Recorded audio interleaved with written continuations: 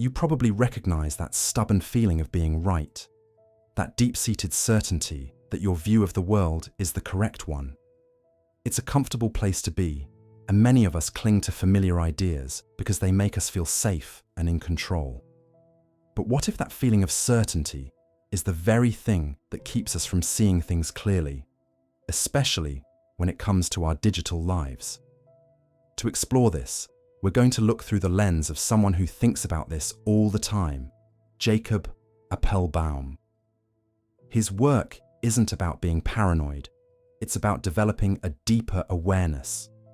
At its heart, his core idea is simple. True privacy and anonymity require you to first understand how you are seen, and then to consciously change those patterns. It's about making the choice to not be found. Think about it like this. Remember when you were a kid and you realized a childhood belief wasn't quite true? Maybe you found out the truth about a holiday character, or finally understood a family story from an adult's perspective. That moment of shift, where your old understanding cracks and a new one comes in, is a small version of what we need to do with our online presence. We all carry around these assumptions about our digital invisibility. We think, I have nothing to hide, or this app is private, or no one would care about my data. We fool ourselves into a false sense of security because it's easier than confronting the uncomfortable truth that we are constantly being watched, tracked, and profiled by countless entities we can't even see. Jacob Appelbaum pushes us to move past that instinctive, comfortable thinking. He asks us to become aware of our digital shadow, the trail of data we leave with every click, every search, every purchase, and even every step we take with our phones in our pockets. This isn't about becoming an expert hacker living off the grid. It's about cultivating a new kind of awareness. It starts with asking simple questions. Who knows this about me? How did they find it out? What can they predict about my next move based on what I've already done? This is the natural tension he highlights. The battle between our instinct to live our lives simply and our deeper need for genuine autonomy and self-determination.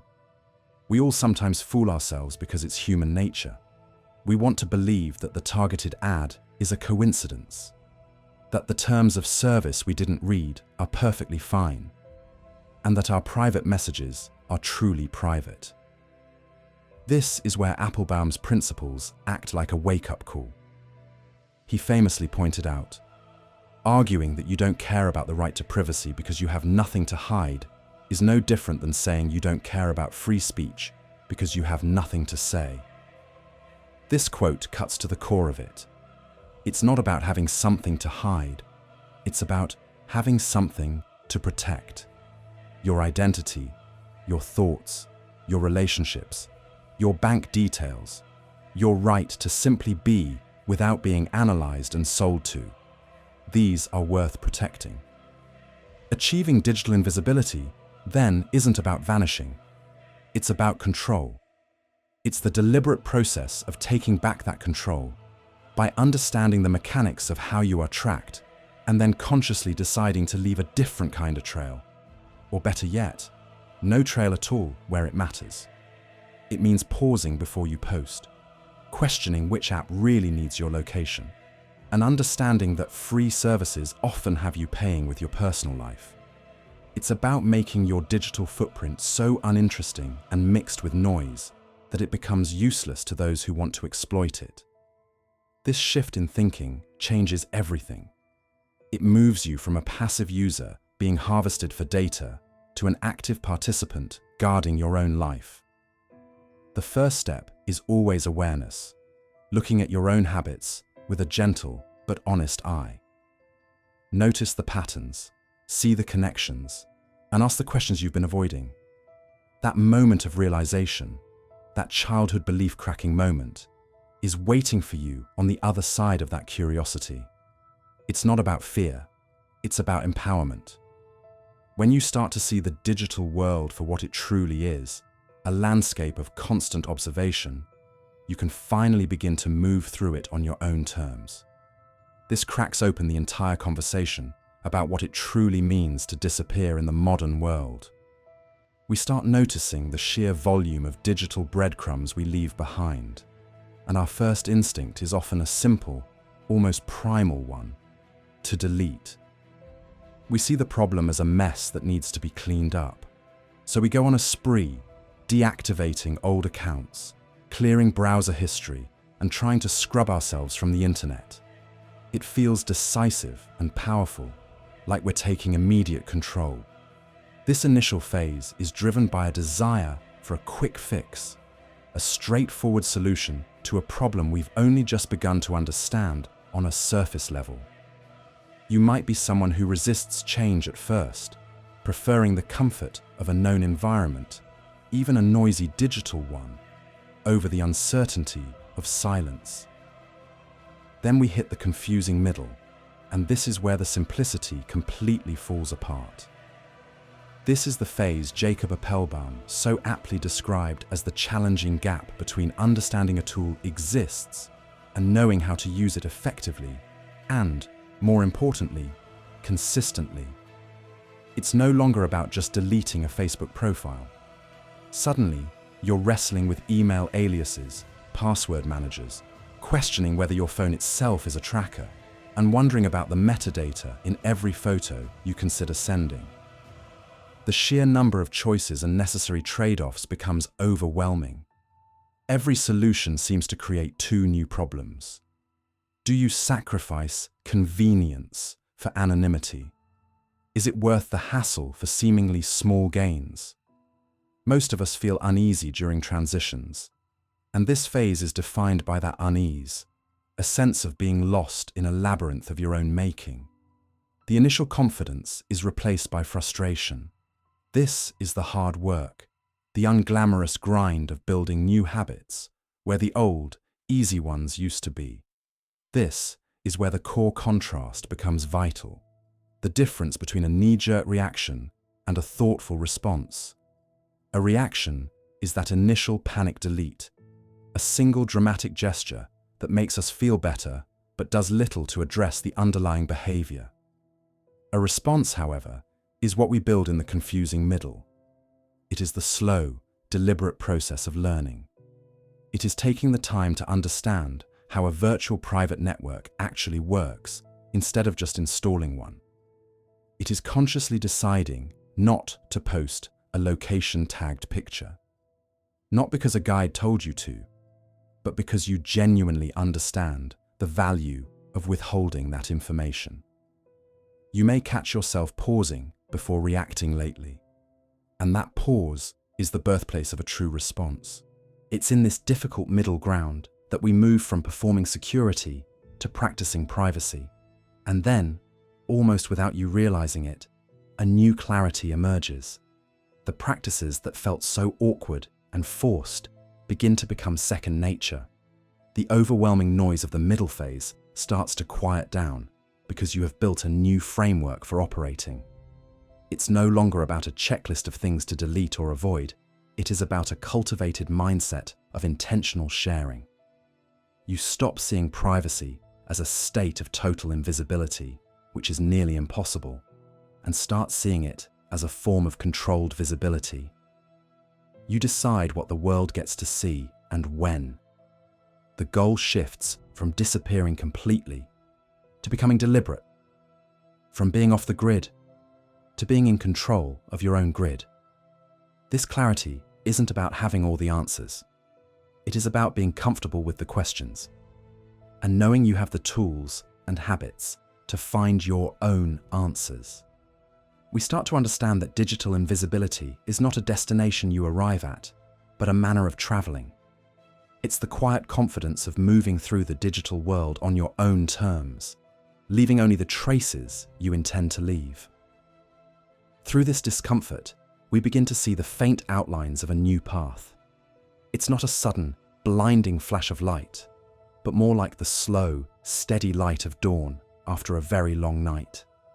The initial resistance, that powerful urge to retreat back into the familiar, even if the familiar is uncomfortable, starts to lose its grip. We realize that the tightness in our chest, the low hum of anxiety, wasn't a sign that we were breaking, but a sign that we were outgrowing the old shell we had been living in. This period of unease is the necessary friction for growth, the sandpaper that smooths the rough edges of our understanding and prepares us for a new shape. This is where something fascinating begins to happen. As we sit with this discomfort, instead of immediately trying to medicate it or run from it, our perception of the world and our place in it starts to subtly shift. We might notice that daily decisions, the ones that used to tie us in knots of indecision, start to come a little easier. It's not that the decisions themselves are less complex, but our relationship to choosing has changed. The weight of expecting a perfect outcome, the fear of making the wrong choice, begins to lift. We start to understand that life is less about a series of perfectly executed moves and more about a continuous process of navigation, of course correcting as we go, of learning from the path itself. This shift is deeply connected to a psychological principle often called the Barnum effect. That tendency we all have to accept vague, general personality descriptions as uniquely accurate to ourselves. For so long, we might have accepted a story about who we are that was built from these vague impressions, from other people's expectations, from societal shoulds. We believed the horoscope that said we were stubborn, or the quiz that labelled us an introvert, and we subconsciously built a life that conformed to that label. But when we move through a period of genuine self-questioning, we start to see those labels for what they are: flimsy constructions, not foundational truths.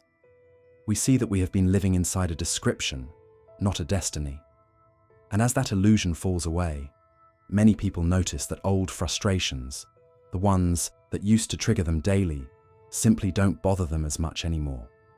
The co-worker's annoying habit, the traffic jam, the spilled coffee, these things begin to lose their emotional charge because our identity is no longer so tightly wrapped up in a story that requires everything to go a certain way to feel okay. This process is deeply personal, yet it connects us to something universal. We begin to understand that everyone around us is fighting a similar battle, navigating their own set of conditioned responses and inherited stories. This realization fosters a profound sense of empathy.